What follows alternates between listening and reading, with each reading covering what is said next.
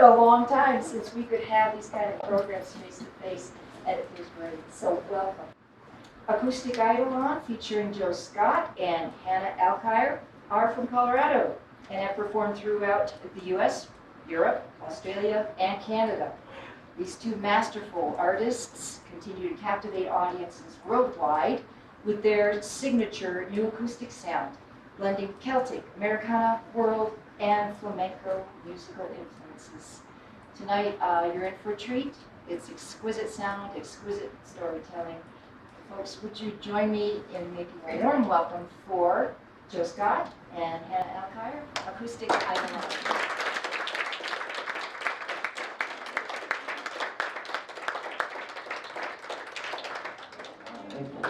All right, hello everybody. Thank you, Barb. Big hand for Barb Walter here at the library. How y'all doing? Good. Well, we're thrilled you're here. We're thrilled to be anywhere these days, I think. Yeah, we've been looking forward. This performance was originally set like 2 years ago, and then COVID hit, and then finally got around to rescheduling it. So I'm Joe, and that's Hannah, lest there be any confusion here this evening. And we're neighbors. We live up in Berthoud, if you're wondering, and been there for many years and love it. And so, yeah, we're going to be doing music from our 13 CDs this evening, so we're going to be here for a while. So sit back, relax. We'll start with a tune off of one of our later CDs. This is an old Simon and Garfunkel tune. This is, well, I think you'll recognize this one.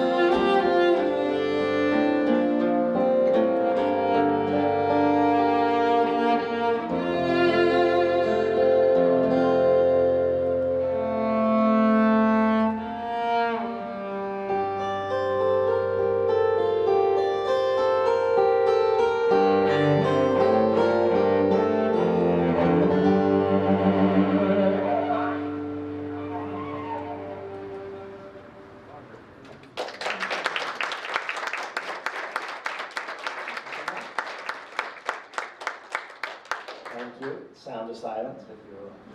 It's just on the tip of your brain there. So how many of you are seeing this for the first time in concert with a show of hands? Oh, everybody. Anybody who's seen this before with a show of hands? Okay. Well, actually a little more newbies. Okay. Well then, for you new folks, I just want to take a moment and explain to you what separates Hannah and myself from all the other guitar cello duos that you see there. Yeah, there's Yes, fun. all of them. And it's actually these double-necked acoustics that I play. This is an instrument that I designed and had custom built. I call this my 14-string double-neck git-yo, and many folks around the country know it as dos neckis as well. And I grew up playing 5-string bluegrass banjo as well as guitars, so I went to a guitar builder and said, I'd like you to build me a guitar with 2 necks, and I would like the bottom neck strung like a 5-string banjo. So these first 5 strings are the same, but I had him add 2 additional melody strings for a total of 14 or 7 strings. Then I had him string the upper neck like a regular guitar, but I had him add an extra bass note for its 7th string, which gives the instrument a whole lot of range. And then I developed this technique where I play both necks at the same time. And I do that by playing melody notes with my right hand on the bottom strings.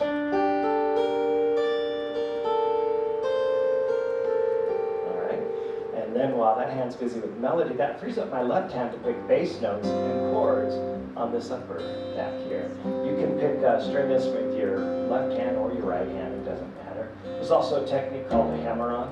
So wherever I hammer, you can play Smoke on the Water with one hand if you like.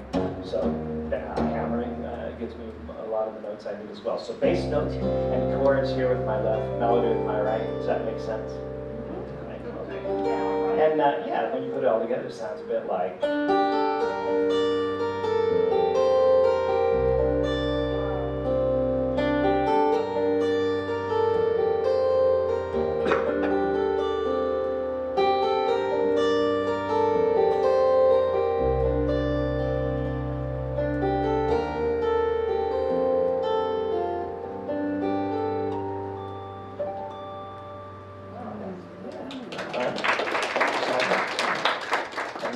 That's a cello.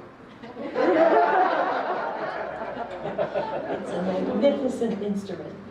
It deserves an amazing introduction. But it is a cello.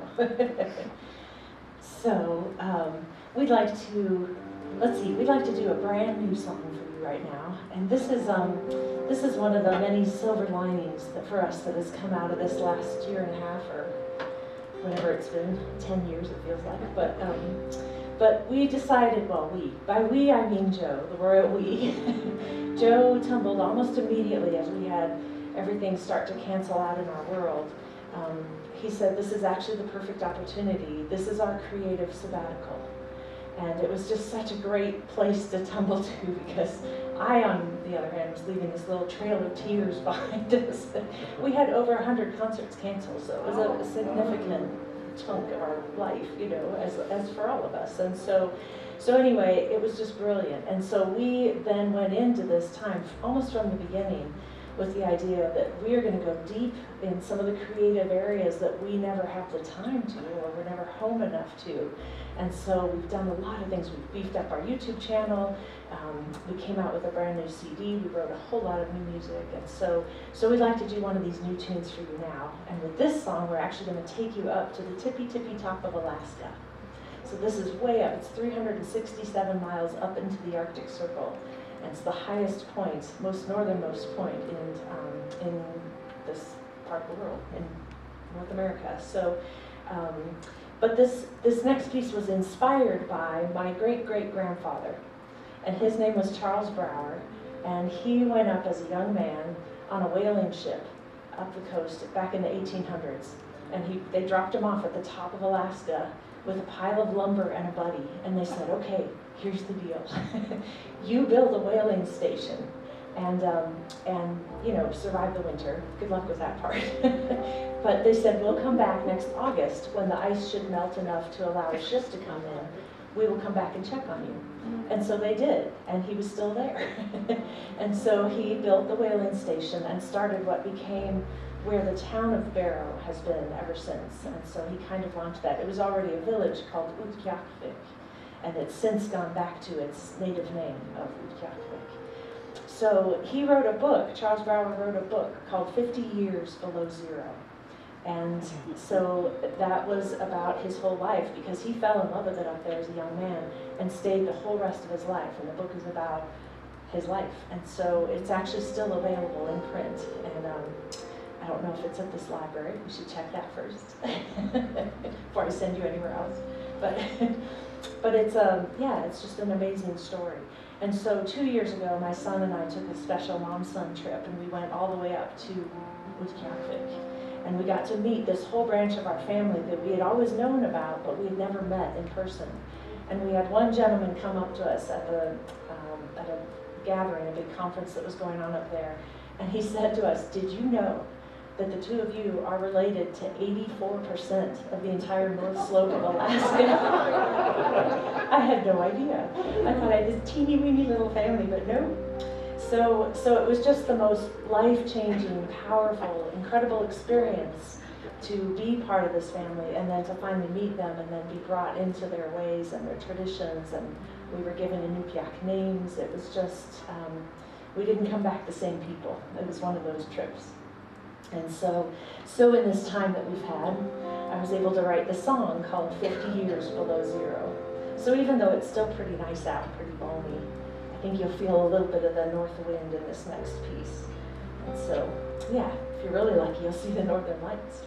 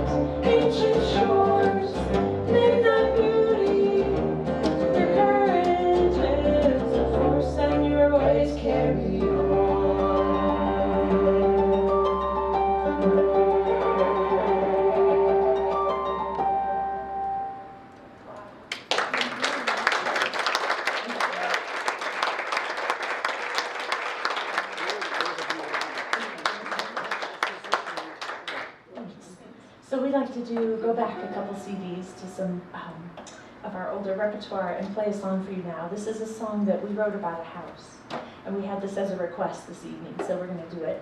And it's sort of a love song for a house, and the reason we did that is because I think a lot of us, somewhere in our life's journey, we bond with a house.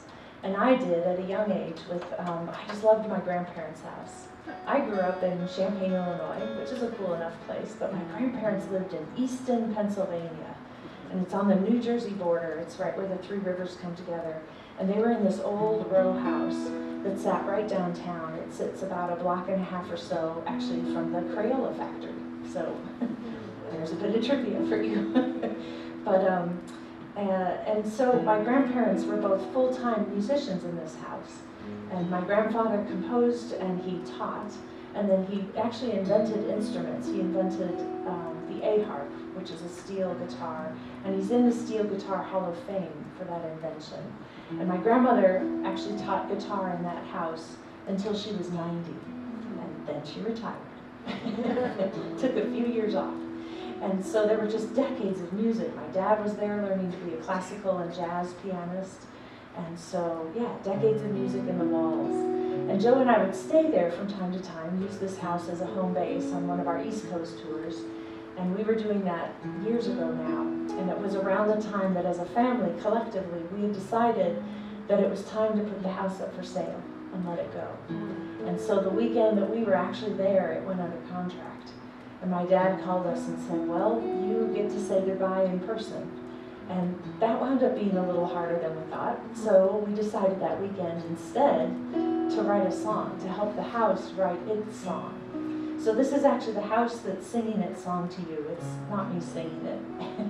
And it's actually singing it to my dad because he had this as a childhood home and then a place to touch back to for decades. And I always thought that must have just been magical. So it's just called The Address, 75 North 2nd Street.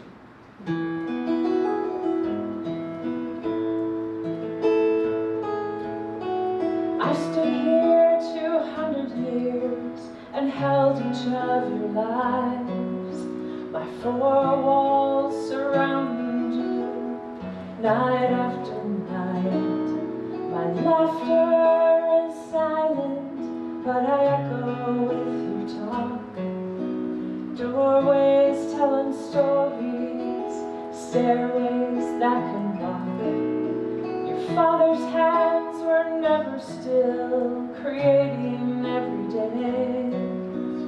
Instruments and music, and teaching how to play. Your mother's smile still radiates through dust and sunlit beams. Shelves and shelves of their life work, I helped them all those years. And as the years roll by, my roof has kept you dry. I'm the shelter from the storm. And my glory will not fade. This family we made. You're the beating of my heart.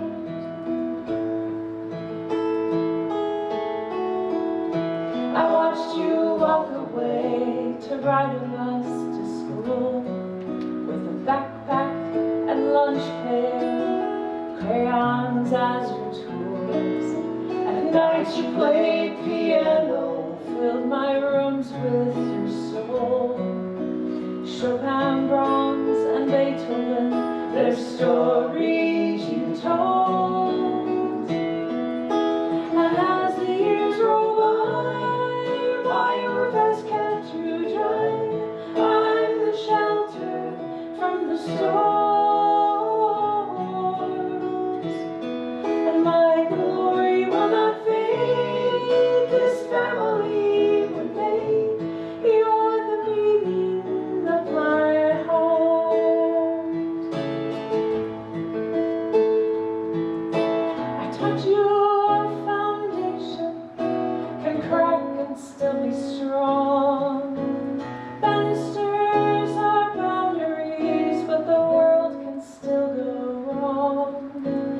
window seats that held your tears when it rained from within, shelves of creativity, then dust settled in.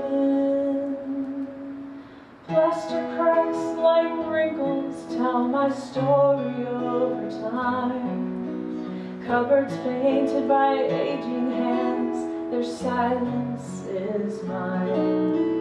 I creaked with your laughter, held my breath when you cried. I played the silence in the melodies of your life, and now a new family plays across my floor. 75 North 2nd Street, still nailed above my door. 200 years I've been here, and 100 more I'll stand. 4 walls and a lot of soul, generations in my hands. And as the years roll by, my roof has kept you dry. I'm the shelter from the storms, and my glory will not fade. This family made, you're the beating of my heart. You're still the beating of my heart.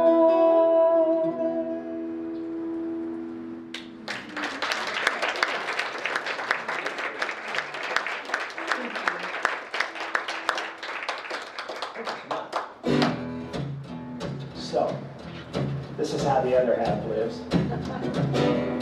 A while back, Hannah and I were driving around out in the middle of nowhere in New Mexico. And there was this car coming at us. And as it went by, we noticed it was this old beat-up wreck of a car. And it was towing another old beat-up wreck of a car. A few minutes went by and an old minivan came by towing another old minivan. It was the craziest thing. This went on for a good hour. It was just cars after cars. Finally looked over at Hannah and I said, you know, that's my life story right there. One old wreck towing another. Well, you know, thinking about this, I began to realize how this was actually a perfect metaphor for my early years, way before I met Hannah. I have an interesting history with cars. I was actually born in a car on the corner of East Colfax and Peoria in Denver.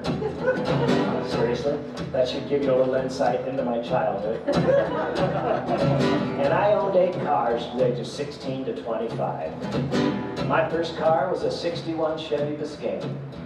It had a shortened steering wheel, so every time I'd make a left-hand turn, the horn would honk. Had a yellow VW Bug with a prolific gas leak. So I'd carry a little coffee can with me everywhere I'd go. When I'd stop, I'd put the can under the leak. When I'd come back, I'd pour the gas back in, and away I'd go. They worked really well. But my favorite of all those old cars was a Volvo wagon. And it was my favorite because it wouldn't start unless the passenger would lift their butt off the seat. I'm serious. Imagine explaining that on a first date. So anyway, I had to write a tune about those cars. This is one old wreck. I got my first car when I was 16, a rusty old Chevy, a seafoam green. Up unblocked, no battery, did not matter, it was a Cadillac to me. I was one old wreck, towing another. A lot of baggage and packages waiting to be discovered. Living on the edge and the curves of the road. Doing my best not to become roadkill. She was sweet 16 and built real nice. More on the floor with bright headlights. She was so much better than my old scooter, a 66.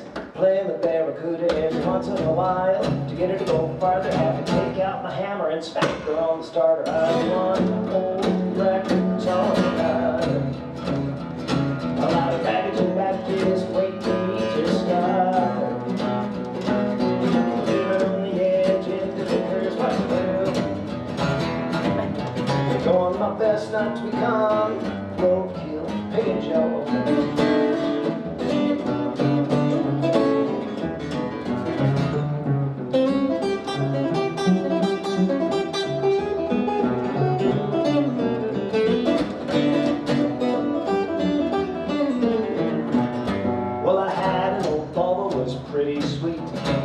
not start till the passenger would lift their butt off the seat. So I called Click and Clack and asked, what should I do? They said, just relax, enjoy the rear view. I was you can't make this stuff up. Back years waiting for me to discover. Living on the edge and the curves hard trail.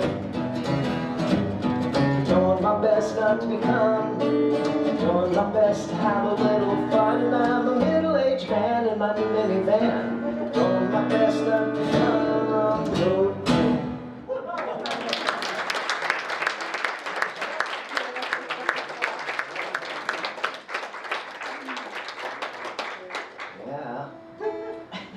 Years ago, when I was in high school, I brought some of those cars up here to drag Maine in Longmont.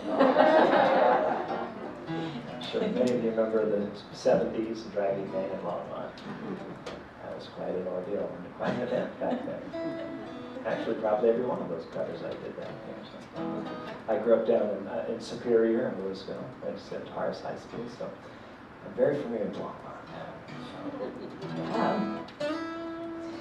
Wow. Well, let's see. So we're going to take you back onto the new CD for a song. The new CD is called Remembering the Sun.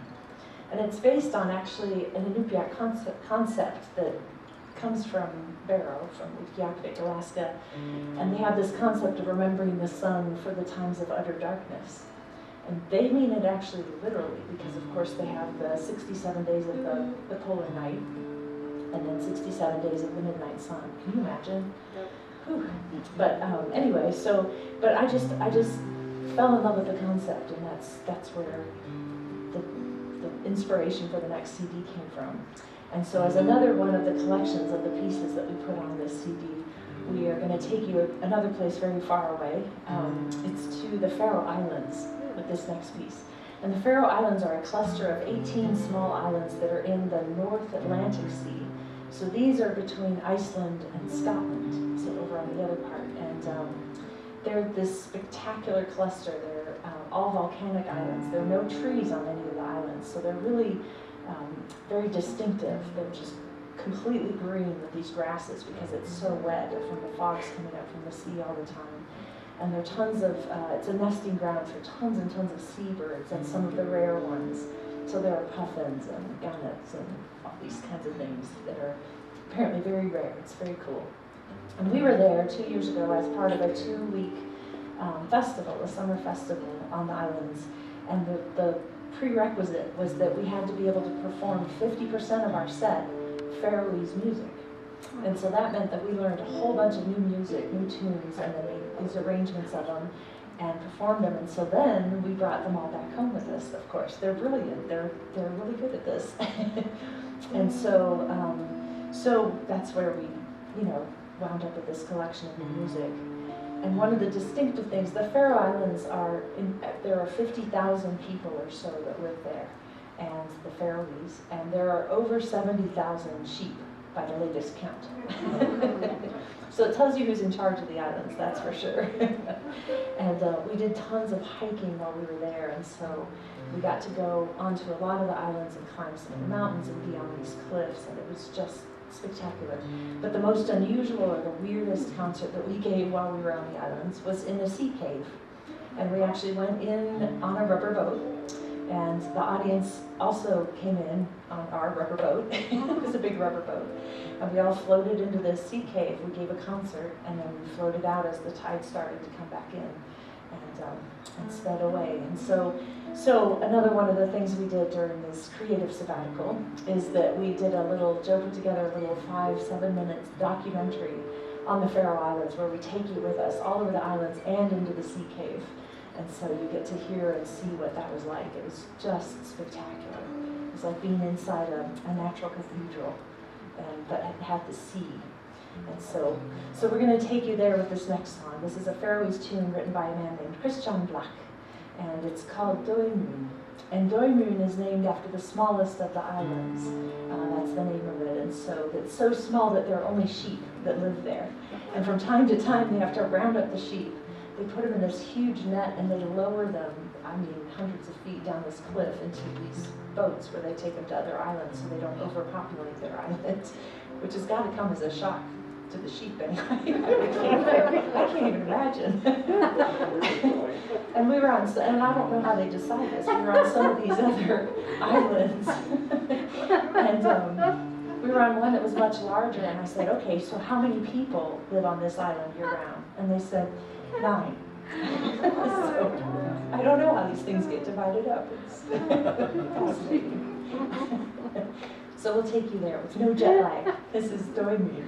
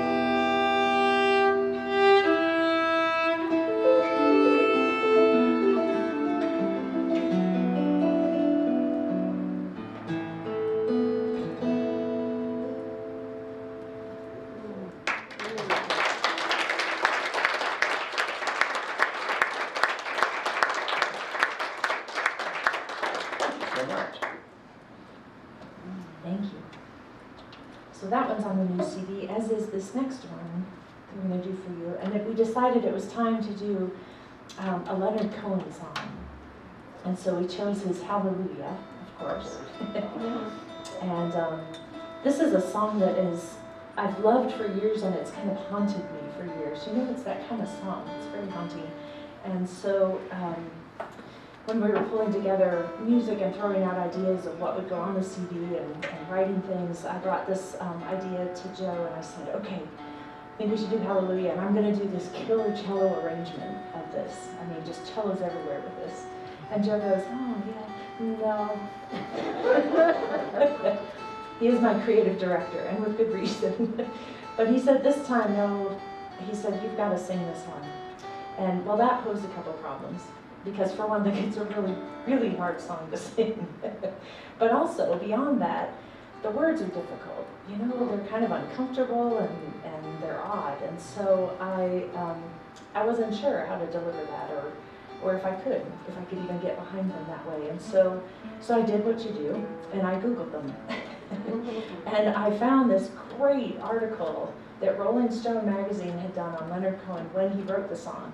And they basically said, so what's up with the lyrics? You know, what is this about? And what were you trying to say? And I'm going to paraphrase madly, so you should actually Google the article yourself. It's really great. But he said, bottom line was, he said, I wanted to write a song about the human experience of faith. And he said, faith is not what happens when everything's all going well and looking pretty and you know, presenting well. It just, that's not it. It's what happens when things are broken and it's dirty and things have shattered. And it's from those places that if you can reach up into a hallelujah, then you've touched on the essence of what it is to have faith as a human being. And I just thought that was such a great and very, you know, I don't know, very sort of a worthy goal to have with a song. It's a really big topic to tackle. And so then I started reading more of the song and the lyrics and this article and thinking about it, and I realized that, you know, in the second verse where it talks about, you know, she ties you to a kitchen chair and breaks your throne and cuts your hair, that kind of a verse, those are the things that life sends at us, you know, that come in. They're like fire and cancer and loss and illness, mental illness, all the kinds of things that are the curveballs that life throws in.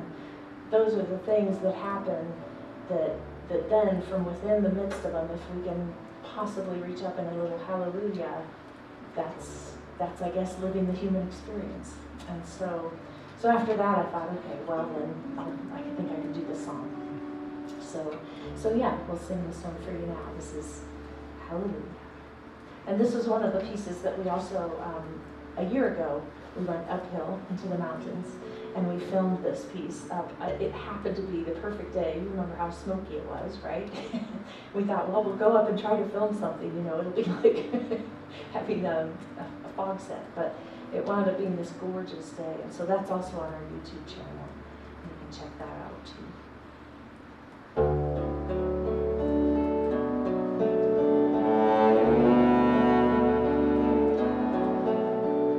I've heard there was a sacred chord that David played and it pleased the Lord, but you don't really care for music, do ya? Well, it goes like this, the fourth, the fifth, the minor fall and the major lift, the baffled king composing hallelujah. Hallelujah, hallelujah, hallelujah, hallelujah.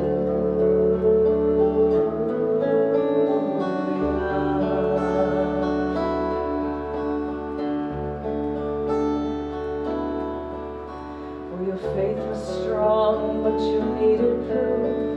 Saw her waving on the roof, her beauty and the moonlight overthrew ya. She tied you to her kitchen chair, she broke your throne and she cut your hair, and from your lips she drew the hallelujah.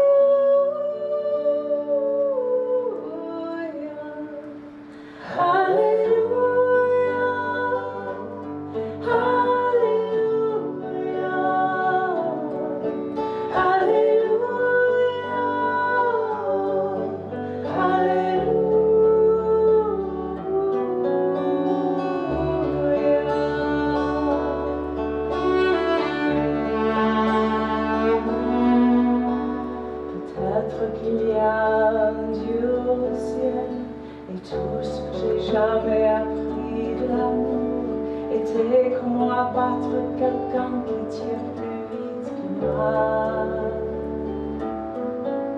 Ce n'est pas un cri que tu peux entendre la nuit, ce n'est pas quelqu'un qui a vu la lumière, c'est un alléluia froid et cassé.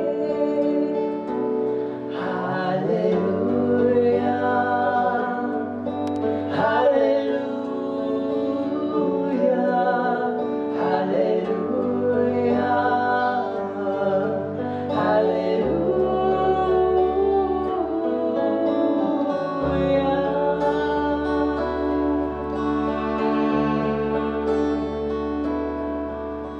I did my best, but it wasn't much.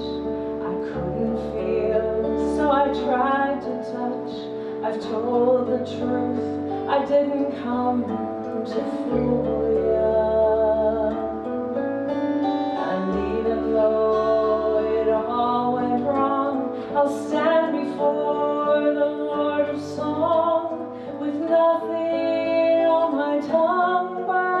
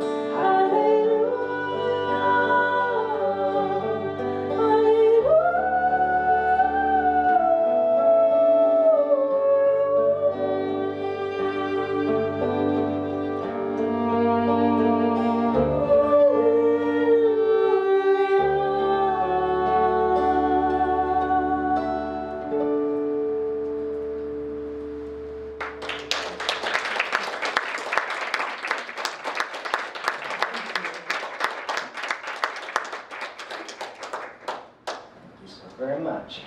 Well, we're going to, we tour the U.S. every year and Europe every year as well, and those travels really inspire us to write music in different styles. And this is actually an original Celtic piece of ours. It goes back to our Friends Across the Ocean CD. This is called The Calling of the Moor. This isn't it, this is tuning. This is a different song altogether, but this is for your own good. And when we do perform in Europe, we often find ourselves joined on stage by Moira Brennan. Moira is the original fiddler from the original Riverdance that was on PBS all those years ago. And so when we perform the Celtic music with her, she really shows us how it's really supposed to sound. Ours is an American version of the Celtic style. But we love when she joined us on this piece. So she's so amazing. It's great to meet one of your heroes. She was one of my heroes for a number of years after Riverdance came out. And she's so kind. And I mean, you know, when it gets to all be in the same package of the same person, that's really cool. so yeah. Calling of the Moor.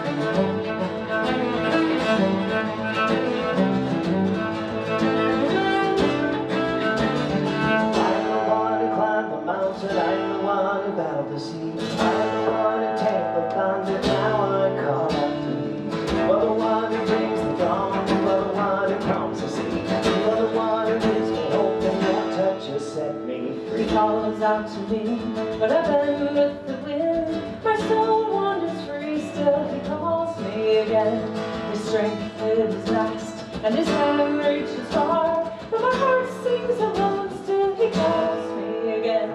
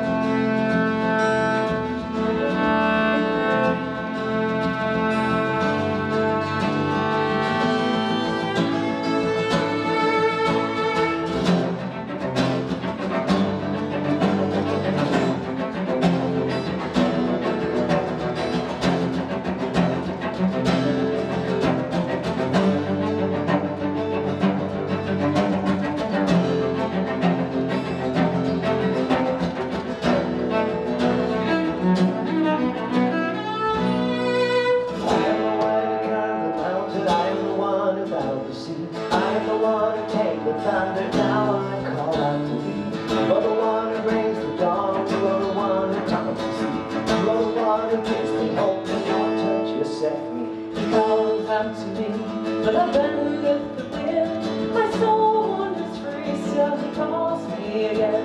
His strength it is vast, and his hand reaches far, though my heart sings alone, still he calls me again.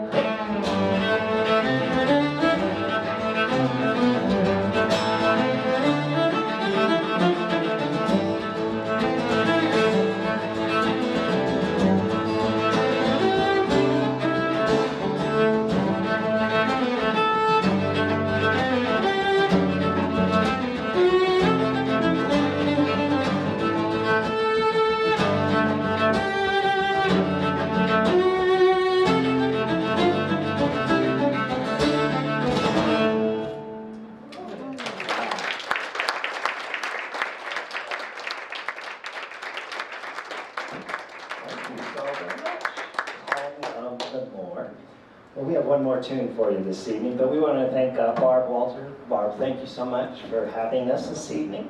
And big thanks to our awesome tour manager, sound engineer, lighting guy, sells our CDs. Thank you, Dennis G. Rock. Big hand for Danny Fisher. And a big hand for you guys for coming out this evening and sharing the night with us. Give yourselves a hand. It's a great thing. We really don't play in Longmont much, so this has been a pleasure. We do every December, we do 2 nights at the Rialto Theater in Loveland. The first weekend, we do Swallow Hill in Denver. And every December, we do 4 concerts at the Glen Erie Castle in Colorado Springs. So if you're interested in knowing where we're going to be and all that fun stuff, just go to acousticeidolon.com. There's a tour page, and we'd love to keep in touch with you. So, and if you go to YouTube and type in Acoustic Eidolon, that'll bring up our channel. And then you can even subscribe to it if you want to. That helps us. And you just click on the little subscribe button, and but then you can. That's where you can find like Hallelujah, and the video on the Pharaohs, and a whole bunch of other ones. When we were home by ourselves, we got into our tour van because we missed traveling so much. So we got into our tour van, which is a minivan. We backed it out of our garage onto our driveway, which is very small. And then we parked it, loaded in the PA, loaded in all these instruments, and we filmed a whole bunch of concerts in our car. And I don't know if our neighbors have still recovered, but they thought we were completely crazy. But those are also on our YouTube channel, and they're very fun if you didn't get to check those out. Yeah, so we'll leave you in Spain. We're kind of taking you all over this evening, but we're going to do one of our original flamenco-inspired pieces. This is Rio del Fuego, or River of Fire, and immediately following the show, we've got thousands of copies of our 13 CDs. We have a documentary DVD back there as well, so if you're interested in that stuff, we'd love for you to check them out. Here we go.